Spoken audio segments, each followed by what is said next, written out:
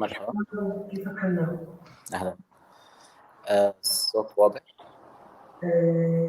صوتك تمام. مش عارفة أنا صوتي واضح؟ أنت صوتك واضح، شوي واضح بس واضح. أنا صوتي لما بحكي عم بسمع. لا أحسن، يمكن في وراك كان شارع مبين صوته. لسه صوتي أحسن ولا لا؟ جربي كمان مرة لو سمحتي اسمع. هلا أحسن؟ عليت الصوت وظبطت المايك ولا كلها هاي مش منيحة؟ لا هو شوي شكل الصوت مش طالع، شكل الصوط طالع من الكمبيوتر أو يعني طالع من ميكروفون الكمبيوتر أكثر. مش عارفة، بحكوا لي الصوت مش تمام. أجرب هناك؟ إذا حطيتي فيه على السيتنجز يعني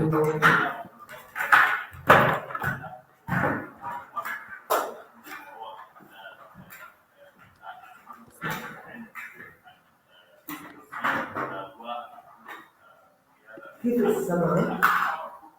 أحسن أنت؟ لا هو واضح إن الصوت عم بيطلع من ميكروفون الكمبيوتر. في السيتنجز تقدر تغير في الإعدادات. أوكي. استخدام تحت الصور في الفيديوهات في شاشة جير بوكس كبير.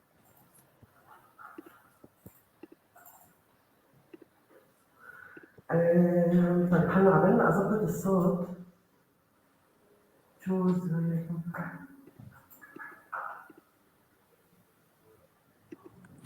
طيب استغلالي وهلي مش عارفة أدبر حالي. هلا عشان أتأكد بالنسبة للأسئلة أو بالنسبة لإيش بدك تحكي. بس نراجع شو حكينا. general introductions على threats and violations، أو حكيت بدك تحكي crisis management شوي. كيف ندخل سايبر سيكيورتي في بزنس continuity plan، و regulations و policies، صح؟ وإيش راح يعطي tools. نعم. طب give me 1 second بس to check my mic وسماجي.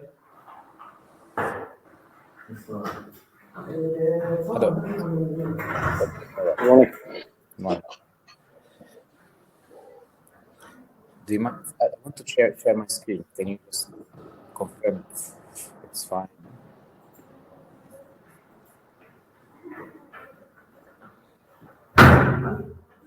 Can you see my screen? Yes, I see it fine. Okay.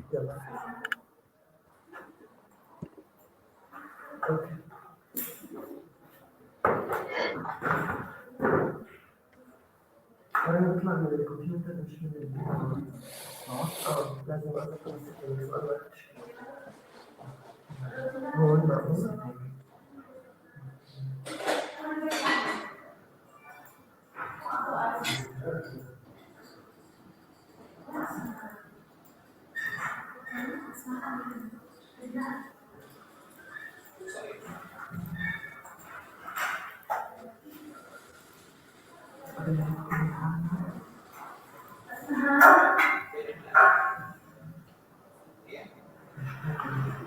مشبوك بس مش مليون منيح.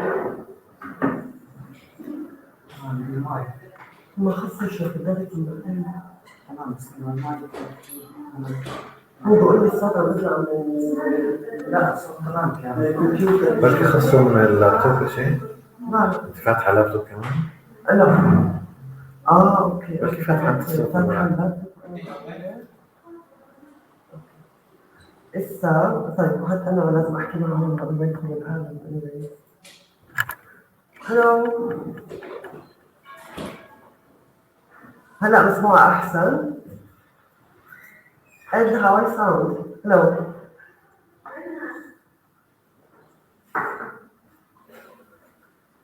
Can you hear me well and clearly?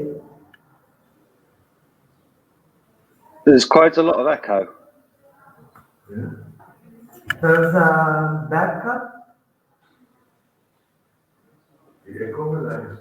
Echo.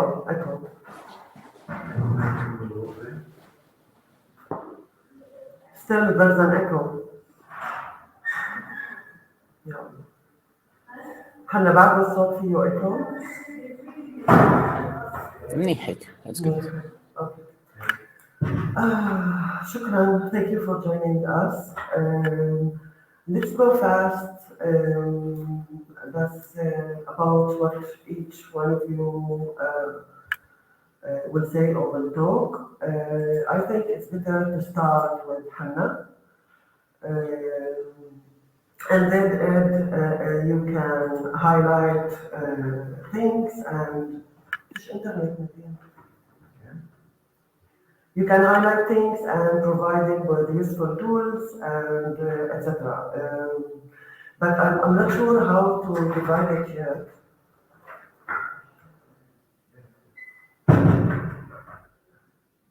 Hello everyone. Thank you for joining us in PDAF 2022. We will start our session with Hannah and Ed on digital security for institutions. Many Palestinians and human rights NGOs have found their organizations and members increasingly under attack from Israeli government institutions, and NGOs, non-state actors, and networks of trolls, who use social media platforms to spread disinformation and smear the reputations of human rights defenders, activists, and organizations. Therefore, in this workshop, we will deal with various subjects associated with digital security for institutions and their employees, and highlight the best practices and easy-to-access tools to enhance their knowledge and then digital security mindsets within the organization to strengthen their internal digital security of our institution. Today in these sessions, we're hosting Ed Garrity from Privacy International. Hello Ed. Ed is a senior technologist at Privacy International. He's responsible for technical security and research and leads the development of Privacy International security framework and tech management with Privacy International networks. Thank you, Ed, for joining us. And we have also Hannah Breton from PDAF Preparatory Committee. Hannah is a senior advisor in Internet Technology and Development and Internet Society. He's also an experienced trainer in digital security, designing and delivering trainings for over 15 years in regions from Asia to North America, with special focus on the Middle East. Hannah research how technology affects societies and our opportunities for better lives, and works towards open internet for all. And me, Hannah, I'm digital capacity development manager at Hamle, intersectional feminist, human rights and digital rights activist, working toward free and safe internet for women and all. Hannah, maybe I would like to start with you. And I'd like to highlight the situation of the Palestinian CSOs, especially in 2021 to 2022. The situation for Palestinian CSOs has become even more precarious when in October 2021, Israeli authorities declared the six major Palestinian human rights organizations as terrorists, thus entirely delegitimizing their work. This has created increasing pressure on other CSOs to better protect themselves from similar attacks and to make sure their staff and organizations have in place policies and practices to ensure they are safely advocating online. Hannah, maybe we can start with general introduction of threats and violations, some myth-busting crisis management techniques, and how everyone in the organization has a role in keeping the digital sphere safe from current and emerging threats. Thank you, مروة. شكرا مروة. رح أحكي بالعربي لأنه بتخيل أنسب بجوز تكون اللغة للمستمعين، وراح يكون في طبعا في interpretation إذا حدا بفضل يسمع بالإنجليزي. أكيد بحب أذكر بس إنه بتقدروا كمان تحطوا أسئلتكم بالشات بالإنجليزي وبالعربي باللغة اللي بتريحكم، وأنا رح أوصلها لضيوفنا المتحدثين. شكرا حنا. شكرا مرة، وشكرا لحملة اللي أعطتني فرصة أكون معكم في PDF لهي السنة. الجزء اللي أنا رح أحكيه رح يكون شوي نظري، فاستحملوني شوي، بس بتخيل إنه مهم لحتى ندخل في طريقة التفكير عن مواضيع الأمن الرقمي في طريقة شوي صغيرة مختلفة عن المتوقع، وبعدين قد رح يعطينا الجزء العملي أكتر من ناحية تقنية. عملت أنا برزنتيشن بتمنى ما تكونش كتير ملونة زيادة عن اللزوم، تكون واضحة عندكم، عن موضوع الأمن الرقمي للمؤسسات. شو الأشياء اللي إحنا نهتم بتأمينها وليش. طبعا ممكن شخص يفكر إن إحنا ممكن نعمل أمن شامل للمؤسسة من بابها لمحرابها، مع كل الأشخاص الموجودين فيها، مع كل البيانات، مع ماكينة القهوة، مع الثلاجة، مع كل إشي. وهدول مش أمثلة اعتباطية، هدول فعلا اللي صاروا اليوم. هاي الأجهزة برضو هي مرتبطة بالإنترنت، ممكن برضو تكون تشكل نقاط مخاطر، لكن في الحقيقة مؤسساتنا ضمن إمكانياتها الموجودة ما بتقدر توصل لمرحلة أمن شامل، فبندخل في مرحلة تحديد أولويات. كبداية، الأمن الرقمي أنا بحب أعرفه على إنه هو الأفعال والمعايير اللي بنعتمد عليها لتقليل المخاطر، ومش eradicate، مش إنهاء المخاطر بشكل عام، هي تقليل المخاطر، وضعها تحت السيطرة. وهاي المخاطر بتيجي من تفاعلنا مع العالم الرقمي، فبالتالي هي موجودة تقريبا في كل شيء بنعمله إحنا ضمن مؤسساتنا، لأنه كل أعمالنا صارت تعتمد بشكل أو بآخر على العالم الرقمي، لأنه تفاعلنا هو شبه دائم، وبيكون إما بشكل مباشر أو غير مباشر. بمعنى إما أنا بشتغل على الكمبيوتر فهون في تفاعل مع العالم الرقمي، إما أنا ببعت رسالة من التليفون أو بحكي تليفون أو غيره، هذا كله تفاعل مباشر. التفاعل الغير مباشر، أنا بمشي بشارع فيه كاميرات مثلا، أنا بنتقل من دولة لدولة أو من منطقة لمنطقة، إحداثيات التليفون تبعي بتتغير من منطقة لمنطقة، من دولة لدولة، من منطقة سيادة لمنطقة سيادة مختلفة وغيره. فهذه هي أنواع التفاعلات المباشرة والغير مباشرة، تنعكس أيضا على مقصودة أو غير مقصودة، تقريبا 1 to 1. يعني أغلب المباشر هو مقصود، بمعنى أنا بقصد إنه أبعت إيميل من الكمبيوتر، أنا بقصد إنه أبعت رسالة أو بحكي تليفون أو غيره. غير مقصودة، أنا التليفون بجيبتي ما بعرف إنه هو، أو يعني مش عم بفكر كتير إنه هو عم بسجل بالضبط أنا وين المناطق اللي رحتها، أو المناطق اللي تفاعلت مع أشخاص، وين أنا كنت موجود في مساحة ضمن 10 متر مع شخص تاني،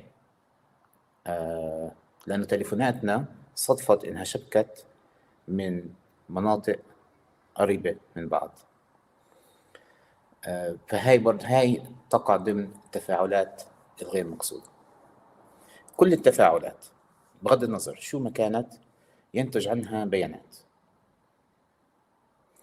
والجزء الخطير في موضوع العالم الرقمي أو تفاعلاتنا مع العالم الرقمي، واللي هو إحنا بنهتم نوصل لمرحلة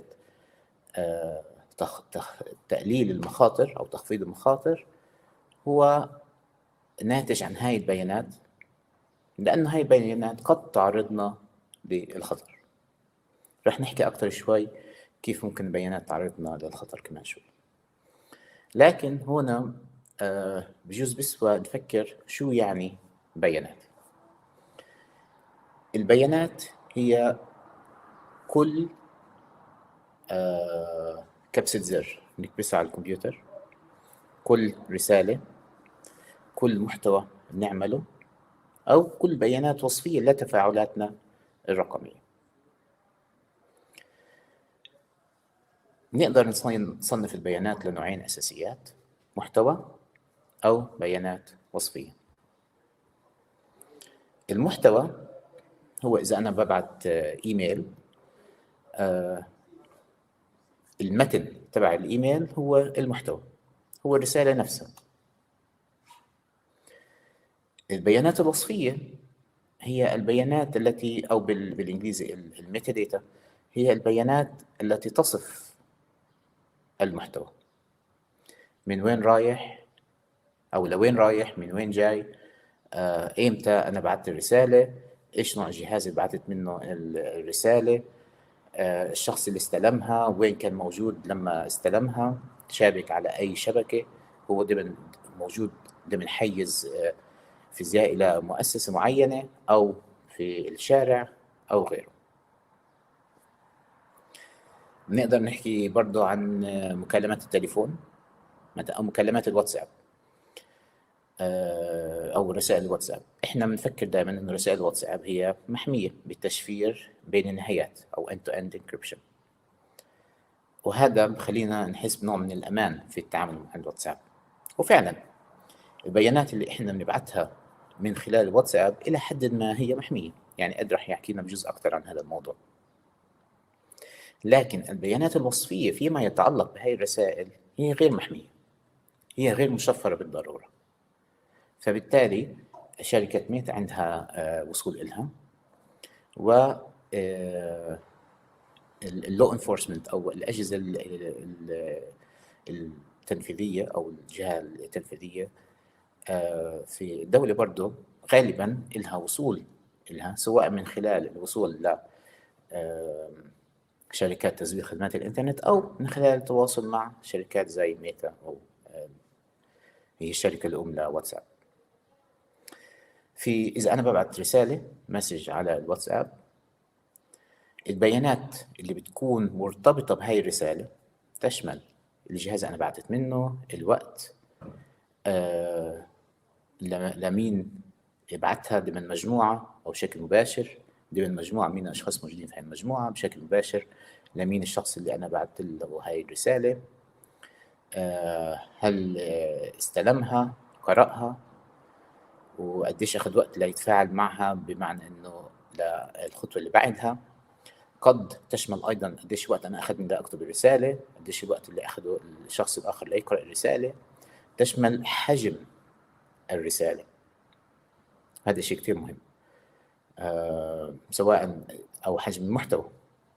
هذا بيقدر يعطي إشارة شو نوع المحتوى، هل هو نص، صوت، أو فيديو أو صور، وبيقدر يعطي إشي تقريبي للحجم، هل أنا بعتت فيديو 3 دقايق مثلا أو رسالة نصية صباح الخير.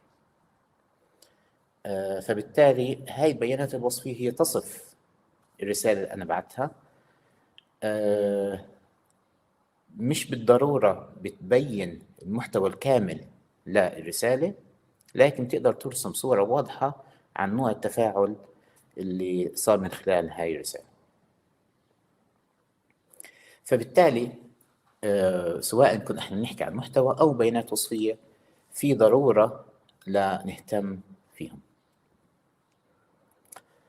بس هل احنا بنقدر نهتم بكل إشي؟ هون أنا حكيت في الأول إنه مؤسساتنا بتشتغل ضمن بادجت معينة مش كتير كبيرة، ما فيش كتير مجال أو موارد، سواء كانت موارد مادية أو موارد من أفراد وخبرات اللي بتقدر تحط تركيز شبه كامل على موضوع الأمن الرقمي. فإحنا هون ممكن نجي نطلع نفكر في مجموعة من البيانات أو نقاط التفاعل مع العالم الرقمي اللي إحنا نهتم أكتر بتأمينها. أنا حطيت هنا 4 احتمالات أو 4 أنواع من البيانات والمعلومات. أنتوا برأيكم إذا بتقدروا من خلال الشات مثلا، شو اللي بتشوفوه هو الأهم من بين هدول؟ طبعا في أشياء إضافية، بس أنا حطيت هدول 4 لحتى نقدر نفكر أكتر في الأشياء اللي ممكن تكون لها أهمية أعلى. سواء كانت بيانات الأعمال، بمعنى بيانات الأعمال هي البيانات التي تتعلق بشكل أساسي وأولي بنوع العمل الذي نقوم به. إذا كنا إحنا مؤسسة توثيق فيديو، فبالتالي ملفات الفيديو هي بيانات الأعمال تبعتنا. إذا كنا مؤسسة تعمل بشكل أساسي على تجميع أرشيف نصي، هذا ممكن يكون هو بيانات الأعمال الأساسية تبعتنا. إذا كنا مؤسسة تعمل بشكل أساسي في القضايا والمحاكم وغيره، فالبيانات التي تتعلق بالقضايا والشهادات وغيره تقع ضمن تصنيف بيانات الأعمال. أو البيانات الوصفية للاتصالات، إحنا كمؤسسة مع مين حكينا، مع مين تواصلنا. زي ما حكينا قبل شوي على البيانات الوصفية، قديش صار اتصالات، هل حكيت مع نفس رقم التليفون 10 مرات في اليوم، خلال أي وقت خلال النهار، هل هو كان المطعم إذا ما بحكي الصبح مثلا، أو هو شخص بزودنا في المعلومات من الميدان مثلا. البيانات المالية، مركز الحقيقة في مؤسساتنا يقع في البيانات المالية. بمعنى شو ما أنا حاولت أخبي معلومات وبيانات تتعلق في الأعمال أو في اتصالات أو في الموظفين أو إذا أنا دخلت على البيانات المالية فأنا بقدر أعرف مركز الحقيقة، مع مين المؤسسة تعاملت ماليا، سواء أموال قادمة أو مصروفات أموال خارجة. هل أنا صرفت على أجهزة تأمين إضافية؟ هل شريت كاميرات جديدة؟ هل شريت خدمة حفظ بيانات في مكان بعيد وغير؟ فبالتالي البيانات المالية برضه هي مهمة، وأنا بعتبرها دائما هي مركز الحقيقة الأساسية. إحنا ممكن نغير في أي بيانات تانية، لكن البيانات المالية ضمن مؤسساتنا إحنا دائما نهتم هي تكون الأدق. في عندنا معلومات الموظفين والمستفيدين كمان، مين الأشخاص اللي بيشتغلوا معنا، مين الأشخاص اللي بيستفيدوا من خدماتنا. هاي برضو مجموعة من البيانات اللي قد تكون مهمة كتير.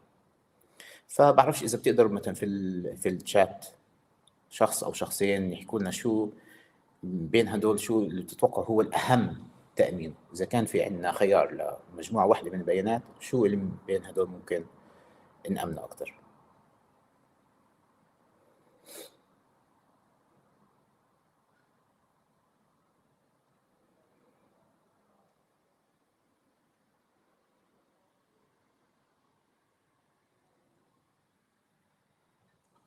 أوكي. من بين هاي المجموعات لحتى نقدر نحدد مش كتير سهل ويختلف من مؤسسة لأخرى، ومن طبيعة عمل مؤسسة وأخرى، ومن أولوياتها. يعني مثلا إحنا في عندنا موضوع الأمن الرقمي للشركات، وفي عندنا موضوع الأمن الرقمي للمؤسسات. كتير مرات إحنا نقدر نطلع عليهم على إنهم إشي واحد، إحنا نحكي عن أمن رقمي، لكن الفرق الأساسي بين شركة وبين مؤسسة أو CSO هو أولوياتها بالنسبة لاستمرارية العمل. بالنسبة للشركات من خبرتي كان دائما الاهتمام في مواضيع الأمن الرقمي تتعلق باستمرارية العمل أو business continuity، يعني ضمان أن لا تتأثر أي جزئية من جزئيات العمل بأي تعرض لأخطار رقمية، أو نقدر نطلع عليه بشكل آخر هو ضمان عدم التعرض لمشاكل مالية. كيف علاقة استمرارية العمل بمشاكل مالية؟ هي علاقة واضحة. إذا أنا ما قدرت أشتغل، ما قدرت أبيع، ما بطل عندي معلومات إيش موجود عندي مثلا بالمخازن، أنا مش راح أقدر أدخل مصاري. وهذا هي الاهتمام الأساسي للشركات. في المؤسسات أو المنظمات الاهتمام يعني ينحاز أكثر لأمن الأفراد، فبالتالي إحنا نطلع أكثر على معلومات التي تتعلق بالأفراد، سواء من موظفين أو مستفيدين، وكيف ممكن نأمن هاي المعلومات ونحميهم من أي مشاكل قد يتعرضوا إليها. من هاي النقاط مثلا مش كتير مهم أحمي أنا المدراء في شركة من تعرض صورهم الشخصية أو بياناتهم الشخصية للتسريب، لأنه في النهاية سمعتهم مش كتير متعلقة بسمعة الشركة. بنفس الوقت في المقابل كتير مهم أنا بالنسبة إلي أضمن أمن معلومات الأفراد،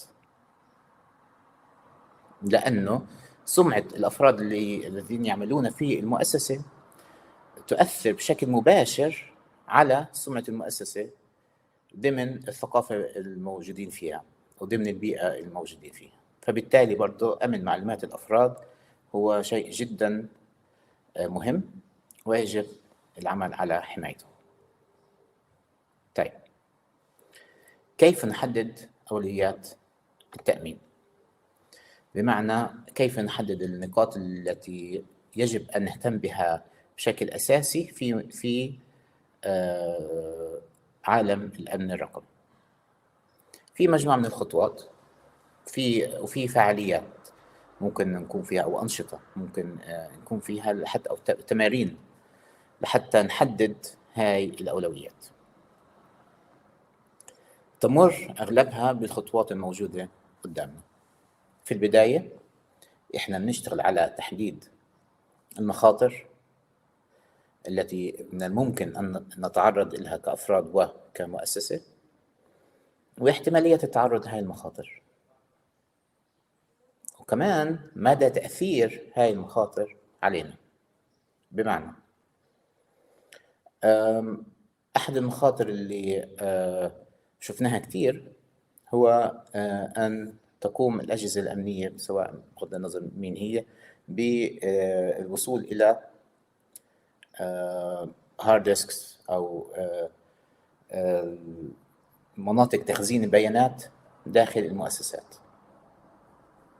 في عدد من المؤسسات هي صارت مرتين وثلاثة وأربعة، فبالتالي احتمالية التعرض لها عالية لحد ما. قديش هذا ممكن يشكل خطر؟ نقدر إحنا هون نيجي نفكر إذا إحنا خسرنا كل هاي البيانات شو الأشياء اللي نخسرها، وشو الأشخاص أو النقاط التفاعل اللي ممكن تتعرض للخطر.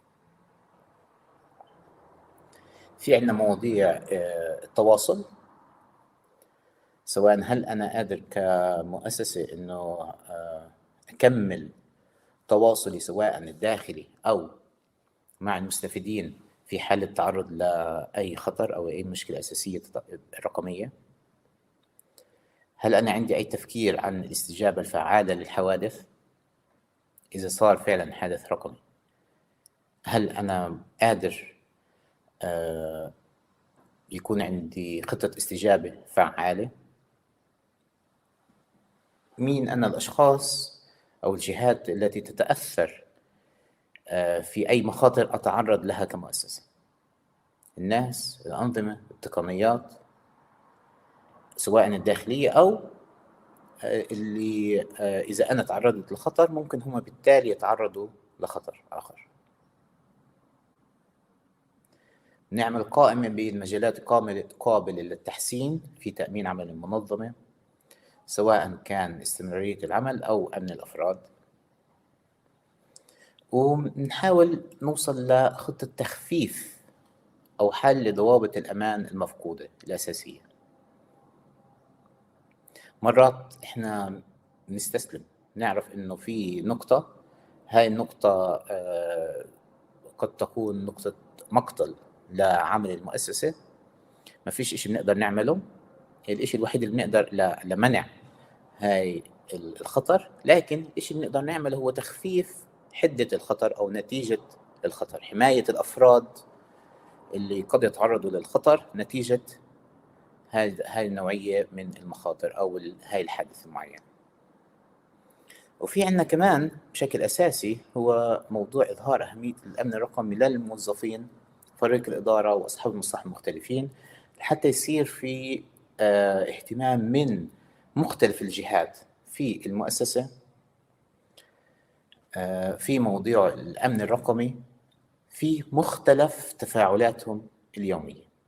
حكينا في الأول إنه الأمن الرقمي هو مرتبط بشكل أساسي مع تفاعلاتنا مع العالم الرقمي، فبالتالي إحنا لازم نحاول قد ما بنقدر نغطي كل هاي التفاعلات ويكون موضوع الأمن الرقمي موجود في بالنا خلال هاي عمليات التفاعل. كمخرجات لعملية تحديد المخاطر، إحنا ممكن نطلع في النهاية بمصفوفة بين المخاطر المتوقعة، مصفوفة تشمل الخطر، احتمالية حدوثه، مدى التأثر، وهل هناك أي خطوات ممكن نتخذها لتخفيف هذه المخاطر. قائمة بالبيانات الواجب حمايتها مع توضيح الأولويات، سواء كانت بيانات محتوى أو بيانات وصفية. قائمة بأدوات الاتصال والتقنيات المستخدمة في العمل حتى نحصل منها على قائمة بيانات كذلك، أو نضيف على قائمة بيانات منها، ولحتى نقدر نضمن يكون في وسيلة اتصال موجودة في حالة تعرض لأي خطر. الخطوات اللي بعدها بتكون عادة من خلال تكوين وتطبيق خطط حماية لتخفيف المخاطر. وكمان إشي كتير مهم هو تكوين خطط استجابة سريعة للحوادث في حالة صار تسريب بيانات ضخم مثلا، أو في حالة اختفاء مجموعة من البيانات، أو في حالة اعتقال مجموعة من الأفراد، وإحنا لازم نعمل إشي في البيانات لحتى نحميهم.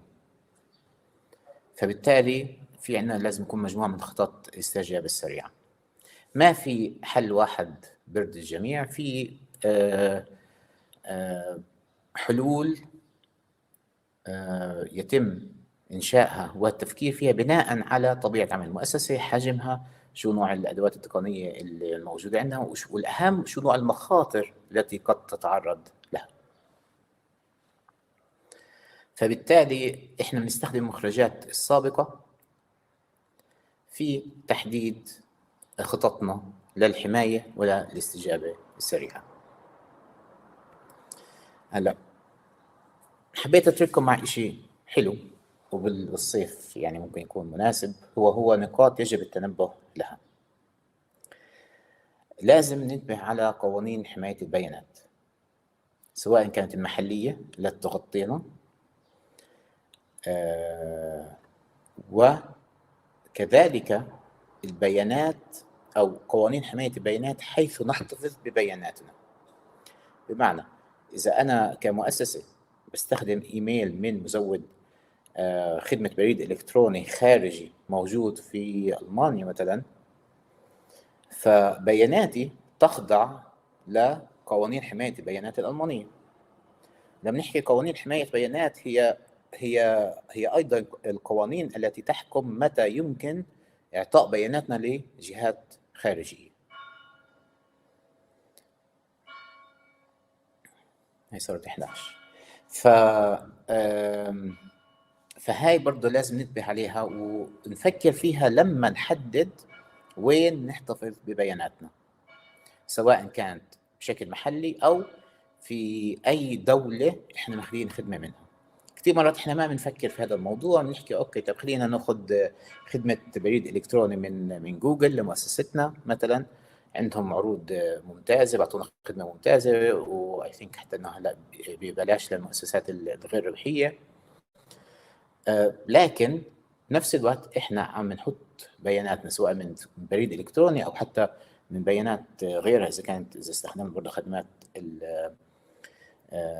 المكتبية منهم في دول تانية تخضع لسيادة قانونية مختلفة، تخضع لقوانين حماية بيانات مختلفة. هذا النوع من البيانات بنسميه هو الانترستد داتا أو البيانات المؤتمنة، بمعنى أنا بضع بياناتي عند طرف آخر هو مقدم الخدمة اللي فيما يتعلق في البيانات. الموضوع الثاني اللي لازم ننتبه عليه هو موضوع التغييرات في القوانين اللي ممكن أن تؤثر على مصفوفة المخاطر لدينا. هل إن وضعت مؤسستنا على قائمة مؤسسات الإرهابية مثلا، هذا بيأثر أو بيغير في طبيعة التعامل مع المؤسسة ومع بياناتها، فبالتالي بيغير في مصفوفة المخاطر، بيغير في نوع المخاطر التي ممكن نتعرض لها، بيغير في احتمالية التعرض للمخاطر. النقطة الثالثة اللي يجب أن ننتبه لها بشكل شبه دائم هو موضوع إدراج مراجعات خطط الأمن الرقمي ضمن مراجعات الخطط السنوية. لازم نعملها بشكل دوري، يعني إحنا عم نحكي عن شيء سنوي مثلا. إذا في عندنا ضمن الرزنامة الخاصة بالمؤسسة شيء بنعمله بشكل دوري سنوي أو نصف سنوي أو حتى ربعي، نضمن مواضيع تتعلق بالأمن الرقمي ضمنها، مراجعة الخطط، عمل تدريبات وغيره. ليش؟ لأنه الحماية الرقمية هي مش إشي بنعمله مرة واحدة ونوقف، هي إشي مستمر ويجب مراجعته بشكل دائم، يجب تحديثه بشكل دائم، ويجب فحصه بشكل دائم. هي النقاط الأساسية اللي أنا حبيت أشارككم فيها اليوم. إذا في أي حدا عنده سؤال ممكن يسأله مباشرة في الشات أو بعد ما ننتقل لأد اللي راح يعطينا أكتر أشياء عملية وتطبيقات أكتر ممكن نستفيد منها في مواضيع الأمن الرقمي. شكرا كثير حنا. برجع لك بعد شوي مع الأسئلة. هلا بننتقل لأد. أهلا أمل.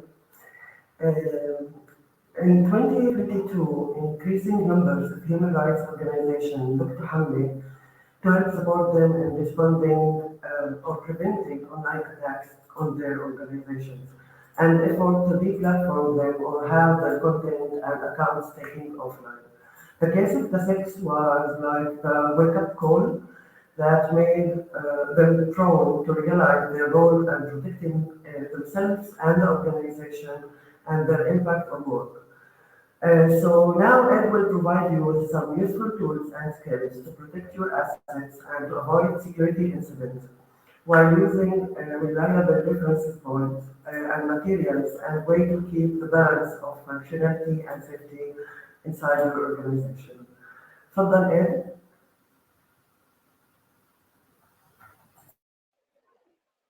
Good morning. Thank you very much for having me. Unfortunately, my Arabic is really not very good, so you're going to have to put up with me speaking in English, I'm afraid. So, Hannah, thank you very much for going through business continuity. I'm going to talk a little bit about some tools and how we as individuals are able to put some of these practices into play, because security is a team sport. Unfortunately, we are only as strong as our weakest link, I guess. So we do all need to play our part, and we all have our role in securing organizations and ourselves. So one of the very first things which is important to bear in mind when we're playing with electronics, when we're using electronics, is that there are pretty much constant updates. Now, there are two major reasons for these updates. One is features. So you have new shiny bells and whistles, a new button perhaps. But the other one, which is actually very much more important, is security updates. So we, as programmers, I'm a programmer by background.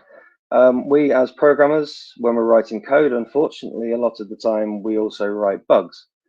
And a lot of these bugs are only found either by accident or by people actually using our products day to day, coming across what they found and then telling us. And the only way that we can then release security updates is to release patches. So that's why you're getting bombarded on your phone through your app store. That's why you're constantly getting operating system updates through Windows or Mac OS. Now, it is actually very important to apply these if you possibly can, because when there is a security patch, this is something which is actively being used in the wild. So we see there are attacks. We've seen the WannaCry attacks where we have ransomware being rolled out. We've seen attacks against really old technologies which are still enabled because they haven't been patched out in old equipment. So this is one thing that we very much need to bear in mind. The other one is that because, unfortunately, electronics, as I say, are full of bugs, and also when it comes to particularly mobile phones, it's very difficult, if indeed impossible, to actually update some of these electronics, especially if you haven't necessarily got a legitimate copy, shall we say. So there are some things you can do. As I say, I highly recommend that you install every patch as soon as it comes available. However, there are low-hanging fruit, for want of a better term. So, for instance, an antivirus. Whilst an antivirus won't necessarily stop 100% of attacks, it will stop probably over 90%, and it'll stop the generic email spam that's just being sent out to everybody. Again, this won't necessarily help in a targeted attack, but it will help to keep you more secure just as a base level, because a lot of this is a cat and mouse game, unfortunately. The next thing which we as individuals, we as humans are very, very bad at, but unfortunately we have to use everywhere, is passwords. And we have been conditioned since the 1990s to use increasingly complex and yet not complex passwords. So if I say to people, you have to have a complex password, what people tend to think about is they use symbols, there are uppercase letters. Actually, when it comes to a computer doesn't really care whether it's a $sign or whether it's an A. It doesn't really care. What it actually matters in terms of passwords is making them longer and longer and longer and longer. Each character which you add, each letter which you add, makes it exponentially longer, because the only way that a computer can break through these is by brute force. So literally, is it A? No. Is it B? No. Is it C? No. And then it works its way up. Now, as you can imagine, if it's only one letter, that's very short, very easy. 2 letters takes twice as long. 3 letters takes 2 to the 3 as long, and it exponentially goes up like this. Now, there are several ways which we can generate passwords. We can either use, there are lists called diceware lists. These are released by people like EFF, or there are several floating around. There are in many different languages. I'm pretty sure there's one in Arabic. I know that the original one was English or American, but I'm pretty sure there is an Arabic version. There are certainly Spanish and all sorts of other languages.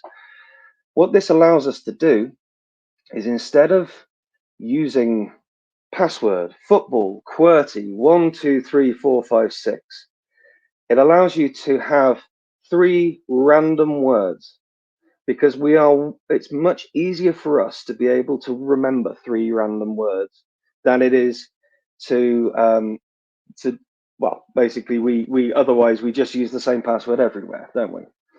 We all do, unfortunately. So you can either do this by generating the passwords, as I say, using diceware, which is a literal list of passwords and physical dice, as you would use in any game. Or you can use, and I do suggest, you kind of outsource this to a password manager. If you do it through a password manager, this will give you several advantages over trying to do it in a way that you have to keep it in your own head. One is that the password manager will keep it in its own head for you. The second is that by storing in a password manager, you only ever have to remember one password, which is the password to unlock the manager. Once that is unlocked, you can generate passwords. You can update all your passwords as you go along. The idea is to try and have a separate long password for each of the different platforms you use. Now, the reason why we want different passwords is because there are constant attacks against websites, and these websites are constantly being dumped. LinkedIn has been dumped. Twitter was dumped. We've had Mega Upload was dumped. If anyone has reused their passwords on these services, and especially if you reuse your username, which generally is an email address these days, if you reuse your email, your username and your password, and this has been dumped online, then anybody can log in as you. Mark Zuckerberg actually had his Twitter account taken over because Twitter was broken into. He then reused his password on LinkedIn, so then Mark Zuckerberg's LinkedIn account was taken over. So how can we try and protect ourselves against this? Well, one, as I say, is password reuse. So if you don't use the same password on two different websites, you can't log in using them. The second one, which you can do, is multi-factor authentication, or two-factor authentication as it's generally implemented. Now, this is not a cure-all. This is not a panacea. This will not stop you if there is a sufficiently motivated attacker. This will not stop them.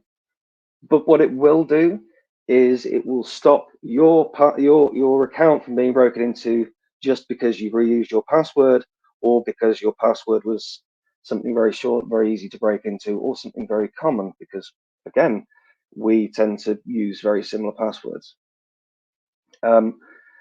So two-factor authentication or multi-factor authentication can come in one of generally two different types, really. You either get an SMS sent to you. This is generally banks use this, credit card companies, PayPal. The other one is what's called TOTP, which is a time-operated one-time password.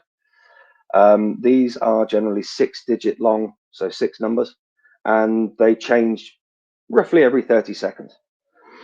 The idea is that these tokens, because they're generated using time, they only last for a certain amount, and because they're constantly changing, even if someone were to compromise what this one-time password was a week ago, it is no longer any use to them. There is another technology which has really started to take off, particularly now that Microsoft and Apple and Facebook and all the others have got together and are trying to actually kill off passwords.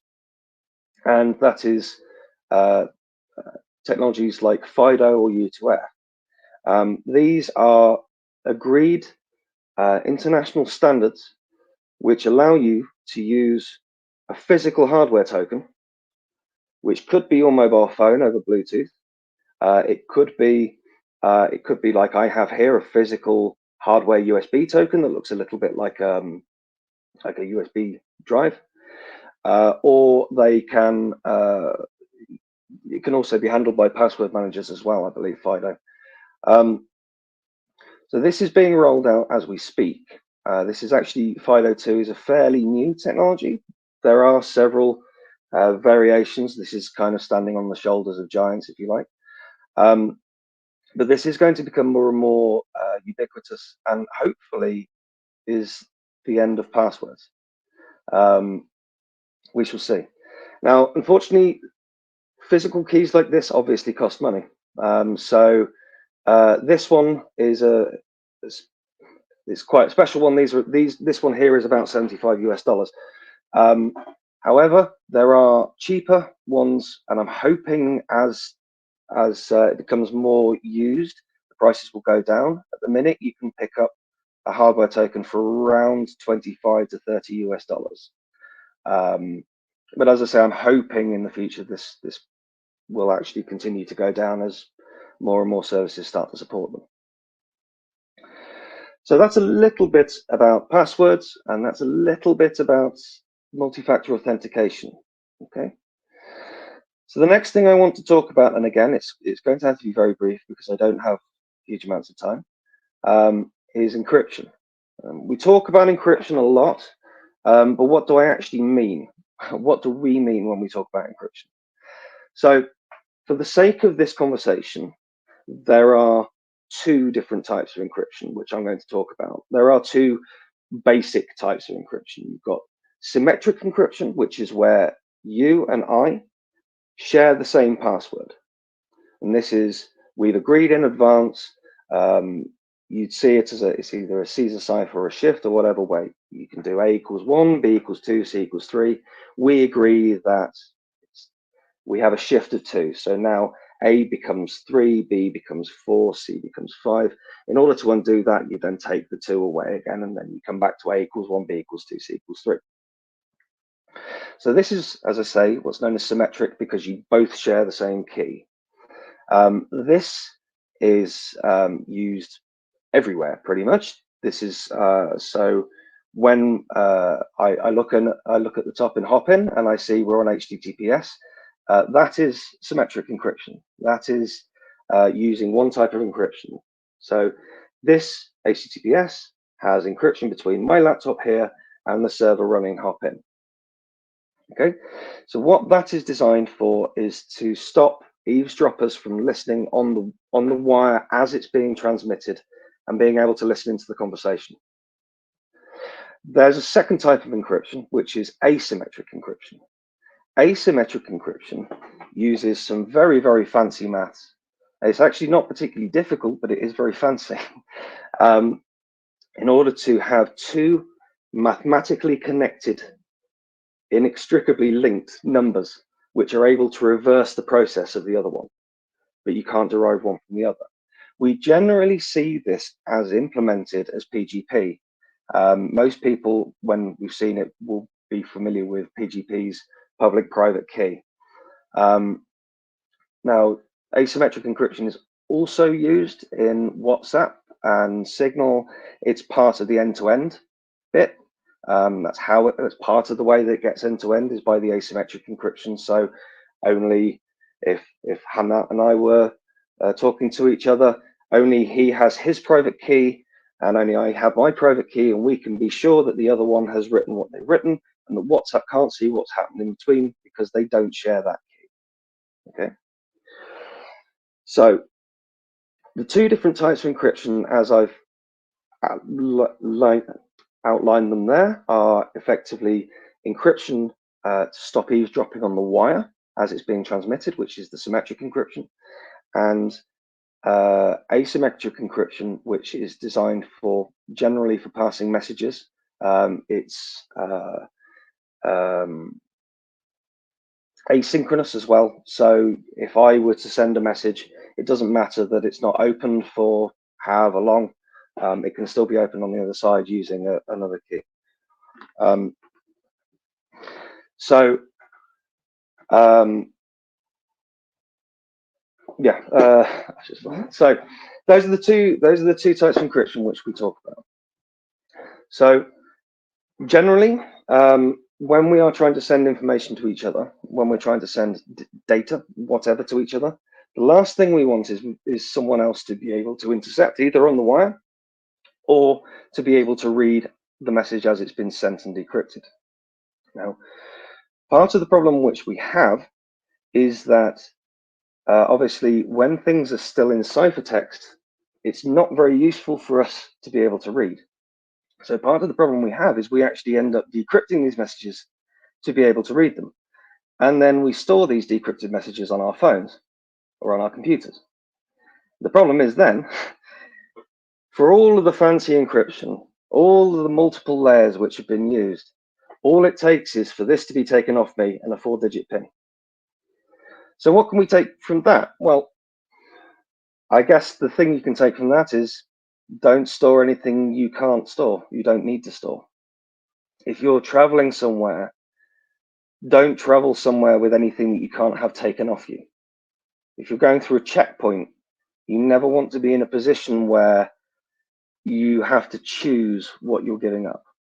So when I'm giving these trainings to members of staff and we do border crossings, one of the things that I tell them, the reason why I don't want them carrying anything is because I never want a member of my staff or a member of staff at PI, I never want a member of staff to have to make that decision of, do I protect this laptop? I don't want them to have to make that decision. I can replace electronics, but I can't replace humans. So the best thing that we can do is remove the ability for coercion. And the way that we do that is we don't carry anything that we can't give over, fundamentally. So how do we put that actually into practice? Well, this is where encryption can really come in handy. So you throw onto somewhere like box.com or Mega Upload or any of these, it doesn't really matter where you put it. You encrypt whatever it is that you were going to carry with you, using asymmetric encryption, so public-private keys. You then put the encrypted payload up somewhere where you can find it on the internet. As I say, box.com, Mega Upload, if you have Nextcloud, any of those, then when you're traveling through, you've got nothing to give up. Another thing you can do is physically posting, like using old school snail mail to post things like encrypted USB sticks and DVDs, things like that. But fundamentally, if you aren't carrying it, they can't take it from you, right? So how do we, so now I've given you a brief overview of what's, so let's talk about the whiches and the hows, I guess. So there are as many password generators out there, password managers, as you can possibly imagine. There are so many different types. Really, it doesn't matter which one you choose. I suggest you choose a free one, one which doesn't cost, and particularly one which has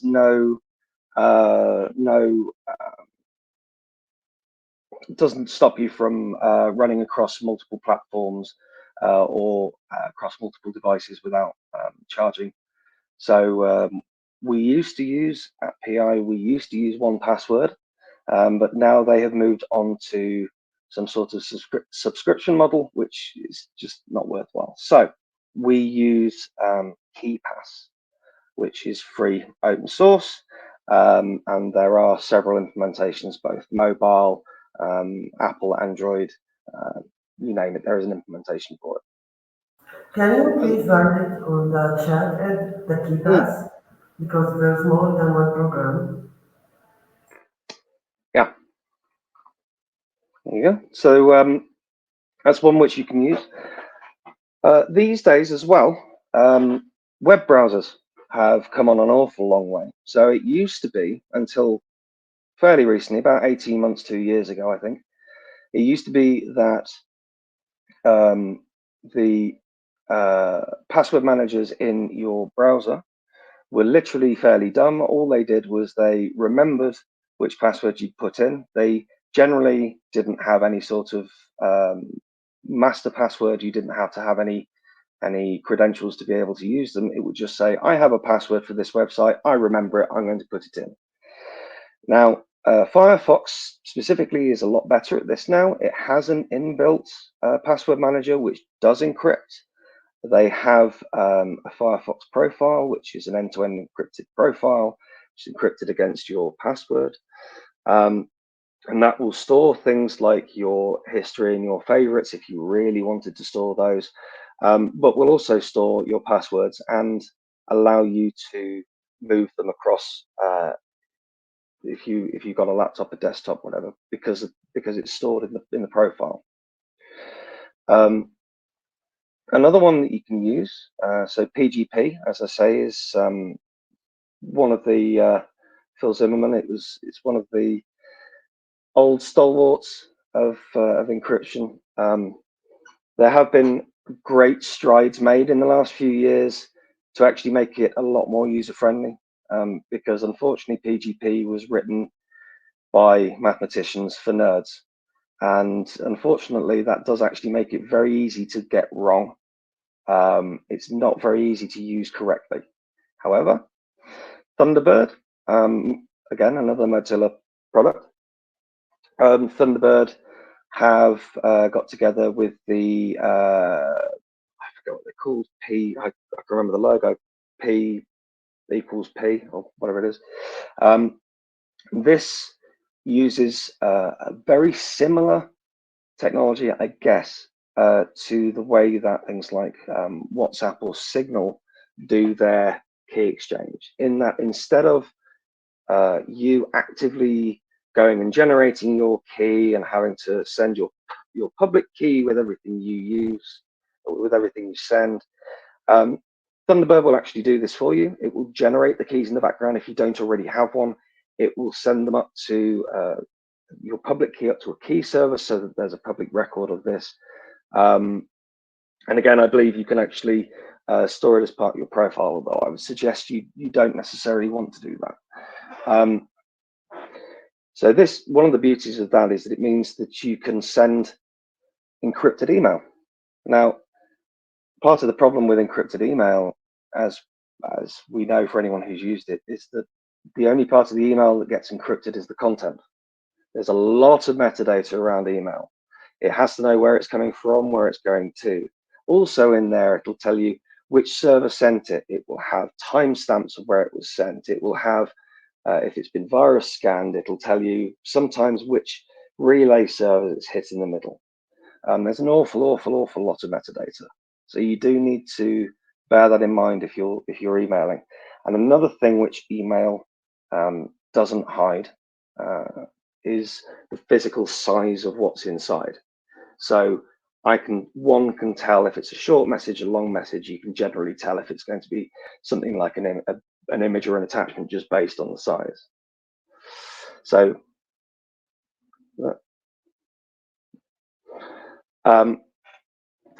yeah. Do we have any questions? I'm just trying to think of other things I can recommend, but I don't know if there are any other questions or if you've. I have questions. Maybe we can think about like 5 questions or 5 tips that we can provide activists and institutions, maybe that enable them to assess their digital security situation, and then think, or it helps us to know what can be done or how to prevent any upcoming violations. 5 tips to summarize all these sessions would be really good. Sure. So I can. One of the very first things which I would recommend that everybody does is go on this website.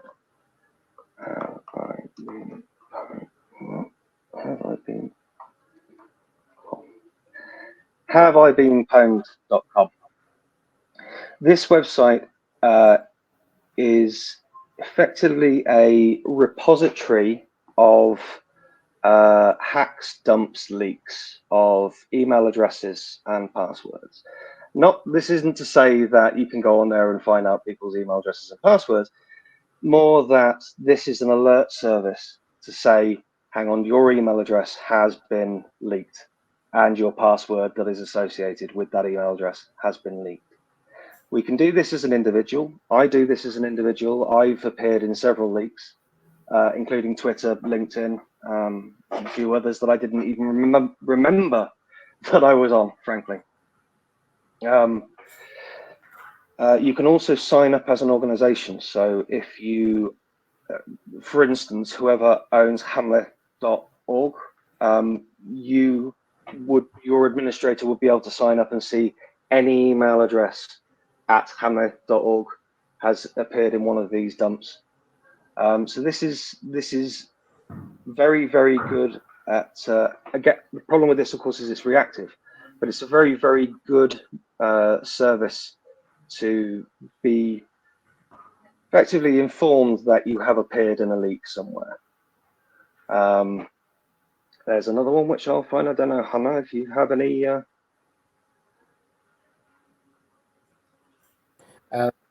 Thank you. Yes, well, have I been owned or pwned is a great resource, and I think also Firefox now or Mozilla offers similar service, which automatically provides you with notifications whenever you Yes, but I think they do, don't they? And if you use their, I know KeyPass certainly does, and I think Firefox does. If you use their password manager, it will tell you if this is a weak password or if it's one that's known to have been breached. So KeyPass actually has that functionality inbuilt where it will say this password has appeared in a breach. Don't use it. There's one more which I'm just going to go and find. while Ed, you find that, I want to share a personal experience with these things. So one of my passwords or old passwords was leaked through, I think, Adobe, or there were multiple leaks before. And I did receive once an email with my password or that password as the subject. And in the email, they tried to say that they have access to all my accounts, access to everything, and that they have, well, basically hacked my computer and so on. So because I knew that that old password was leaked before, and I no longer use it, I was sure that this email got no merit, basically. That those people were just trying to play smart and send me instill some fear in me that yes, my account was hacked. So imagine you receive an email with one of your passwords as the subject. So yeah, I've not experienced that myself, but I have heard other people who have, and generally they instill the fear by showing, hey, we have this password. But the other thing they generally do is then they try and turn it into shame, because it's generally, and while we were there, we turned on your webcam and we recorded you doing some naughty things, and we're going to send this to all of your family and friends and your boss and everything, unless you pay us 5 Bitcoin. That's, yeah. So that's yeah, not a nice one. In the chat there, I've also linked to Security Planner. This has now been taken over by Consumer Reports. It was originally run by Citizen Lab. This is a fantastic resource. It breaks down very, very simply the simple questions of who am I, what do I need to protect, and how do I need to protect it. It will have, it has if you only do one thing today, do this, or it can have as many as sort of 15, 20 different suggestions. One of the things which I really, really like about this site is it's tailored in that it has very specific kind of routes that you can go down of I'm a human rights defender and I'm concerned about my passwords being breached. That's one of the routes that you can go down. Or I'm a parent and I'm concerned about my children accessing pornography. There are loads of different routes. And one of the major reasons I recommend this one is because one of the options is we can't help you, you need to talk to a specialist. And if a security tool doesn't have that in there, I get very wary, frankly, because security is not one size fits all. And I don't need to tell you that the situation in Palestine is very different to the one in London. None of this stuff is one size fits all, and all of our realities are very different, and our day-to-day lives are very different. So these are a couple of very, very good resources, which I do recommend, and they're designed as well to be easy to read, so they don't use big technical language and whatever else. So these are some fantastic resources. I would like also to share one more resource, just to keep that in line. So much of the material I used in my presentation came from SafeTag, which I just linked to in the chat. It's an auditing framework for organizations and groups, and it's meant to allow you to build your own assessment plan and conduct it. It's closer to professional audit, quote unquote, but it is a very important tool for organizations to consider. The difference between those and security planner is that an organization may not be able to run a full assessment within the resources they have, but the good thing is that we have some auditors around, including some that speak Arabic, that can provide that sort of service. And this is one of the things that you don't have to run every week or every month or so. You can run a main one and then add or review it annually or every 2 or 3 years. Thank you, Hannah and Ed. A very important tools to use to assess our national security situation, and the security planner also very good. You can now start your security plan without waiting to Hamid. So thank you. So Hannah, maybe we can talk a little bit about the battle between free products and safe products, and especially for the institutions, what programs do we need in our operations, what possible scenarios that can come across, and how it would affect our work.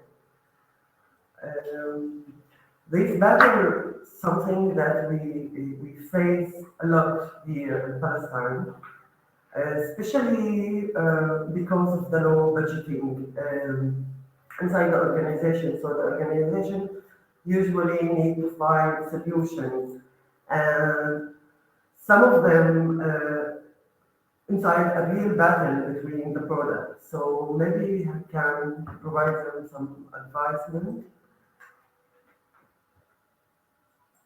First of all, I would like just to clarify here that it's not a dichotomy between free and safe. It doesn't mean that free is not safe and that not free or paid products are safe. We have a lot of great products that are free and open source.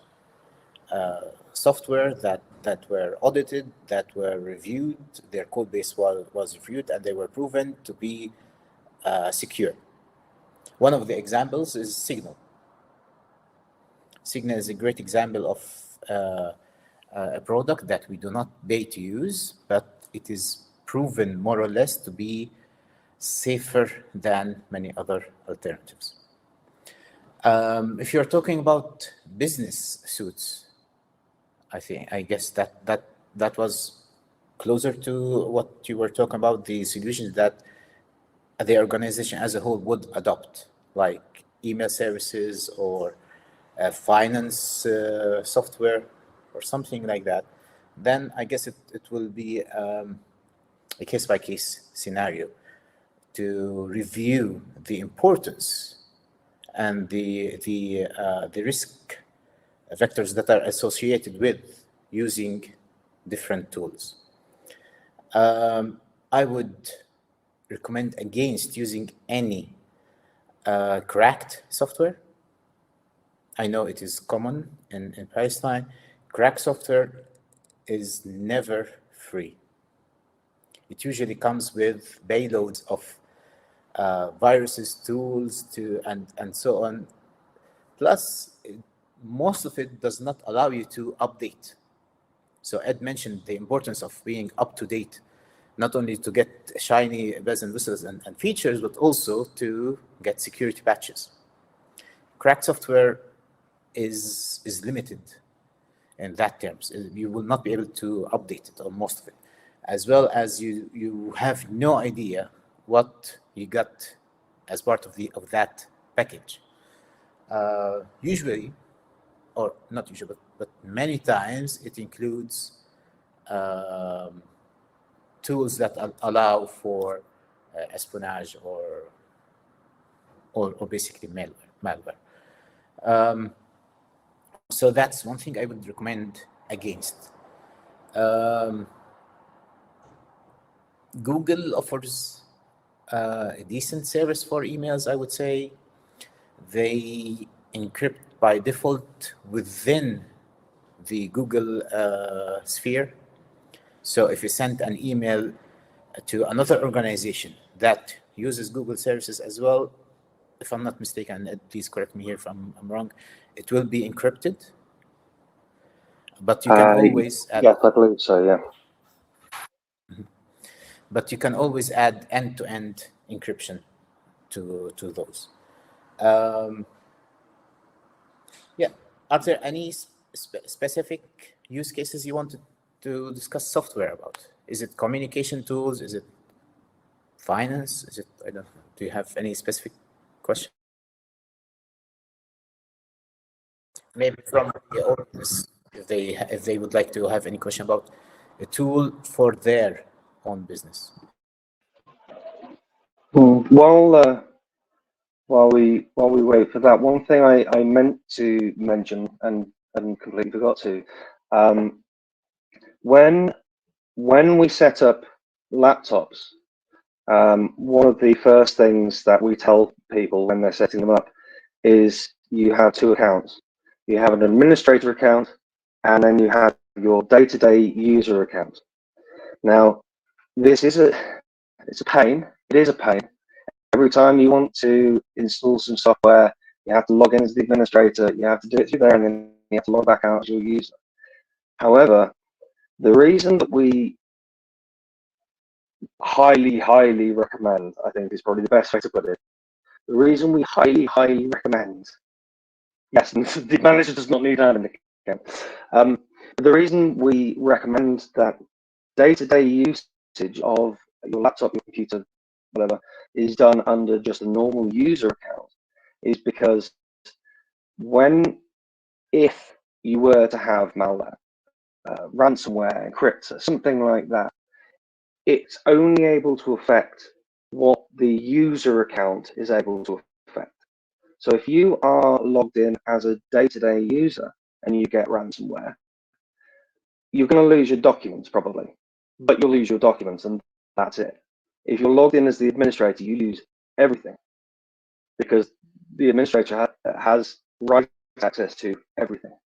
Obviously, we'd like to say that everyone has backups of all of their important documents, which they keep on a separate USB stick or hard drive or up in the cloud encrypted somewhere, you know, wherever.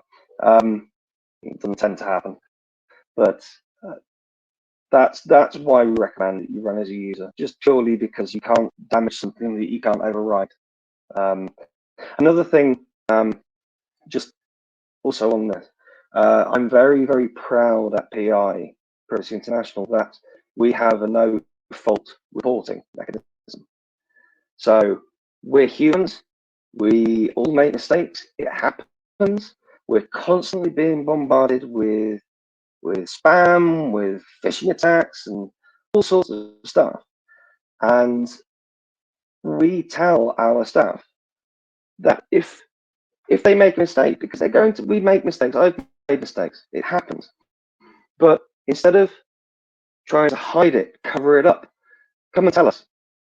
We won't tell you off. We would rather know that something has happened. You've lost a laptop, or you've clicked on a phishing link, or we'd rather know because then if we know, we can start to try and mitigate the effects, right?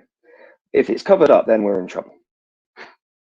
So at PI, we run, and it's written down black and white, we run no fault reporting. And that is specifically because, again, security is a team sport. We can't blame people for getting it wrong, because we all do. You know, these machines that we use every day are machines designed to get people to click on things. So I can't tell people off when they click on things which have been designed specifically to trick them into clicking on them.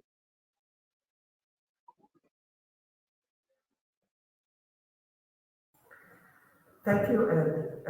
Maybe for our last minutes, we can talk more about network security and why it's important to have. It's for some, it can be very clear, but for others, it's not. Why it's so important to have a Wi-Fi network for guests, and how it helps to keep the organization safer or more protected from attacks.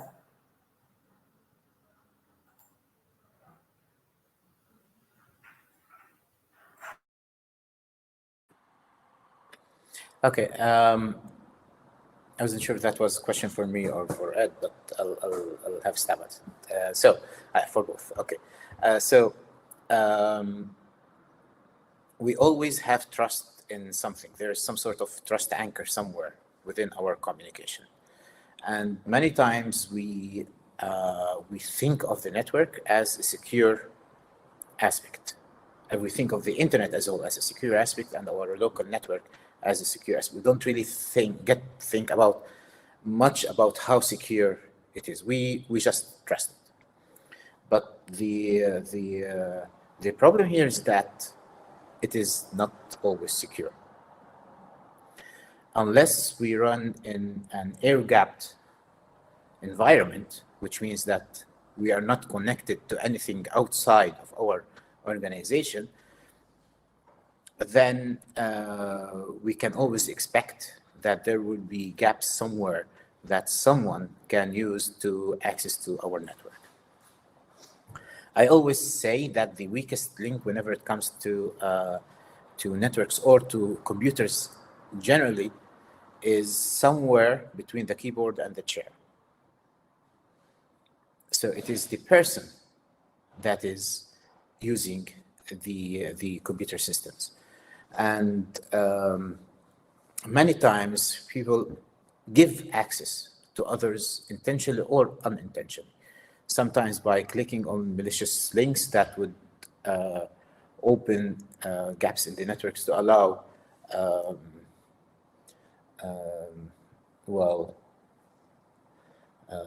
attackers to access the network, and thus access to a lot of our systems that run within the network. So network security is one of the aspects that we really need to look at. We really need to test. We really need to see who can access that network. I've seen it many times that the wireless network in the organization is accessible by guests. Nowadays, more and more, we have two separate networks, one for guests and one for staff. But even when it comes to the staff, if you went to the staff room, you'll see the password written somewhere on a whiteboard. So even if we worked on securing the network, we need to make sure that no one will have access or access to that they are not supposed to get.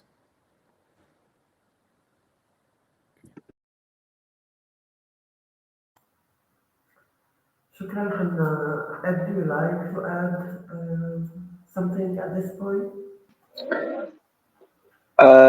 No, unfortunately, a lot of that was broken up, which is why I dropped out and dropped back in again. So I'm afraid I missed half the question.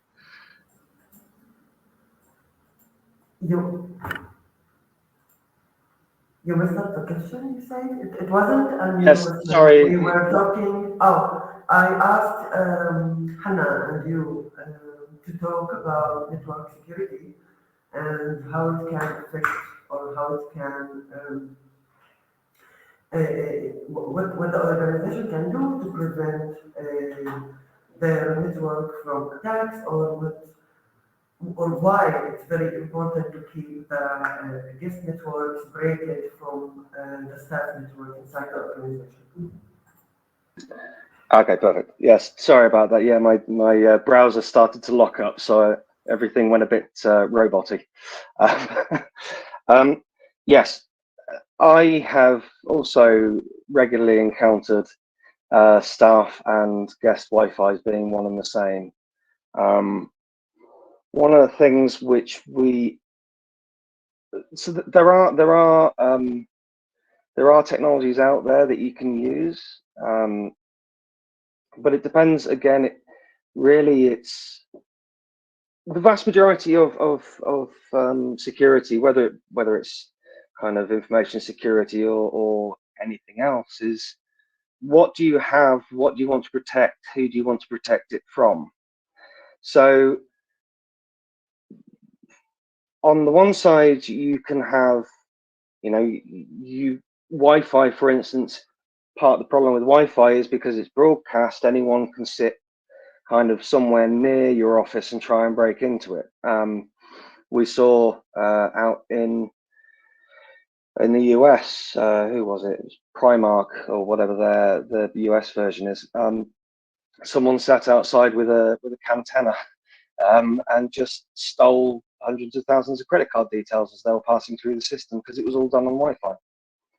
And then, of course, it's not to say that wired is perfect, because anyone can plug a wire into anything, and at that point you've got no authentication at all normally. So what I would tend to suggest is we go back to using kind of external tools where they can secure them. So one of the questions I ask people is, okay, so what's your security budget? And they generally go, well, it's kind of a quarter of a person. You go, great. Do you know what Gmail's security budget is? So, sometimes you are going to be better off using well-researched. You have to be careful which ones you use, of course. But if you use someone like Google generally, and you're a bit careful with end-to-end encryption and whatever, you are going to probably be safer than running your own services if at this kind of level, because there are so many other things which you have to think about. So one of the biggest threats in a network is, as I said right at the very beginning, it's that weakest link.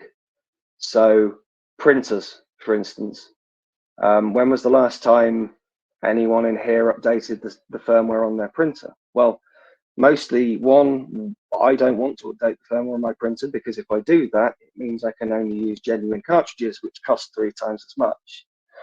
The problem is, of course, printers just sit there as broadcast on a network, talking to things all of the time, and everybody wants to talk to the printer because they want to be able to print.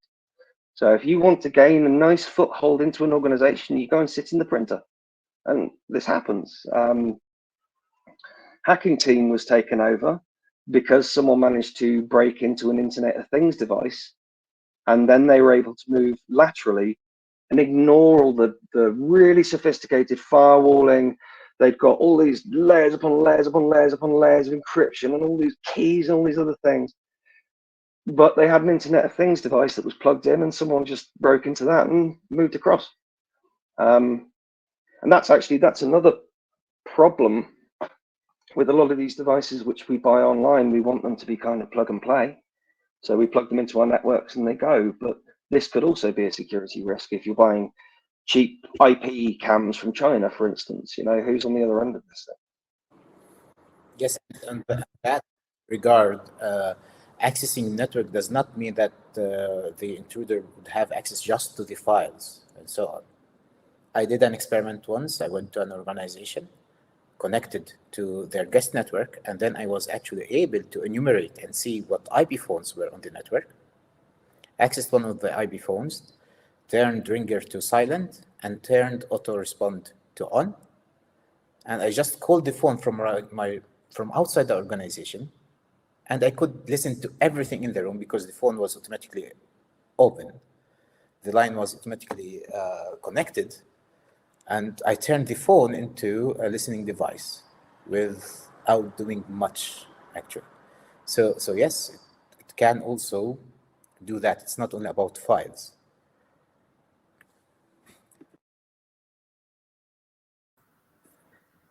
Wow, shukran. So, yeah, enemies can use our phones as spies. Be aware, be careful. Thank you for the precious information, Ed and Hannah. If you want to add anything for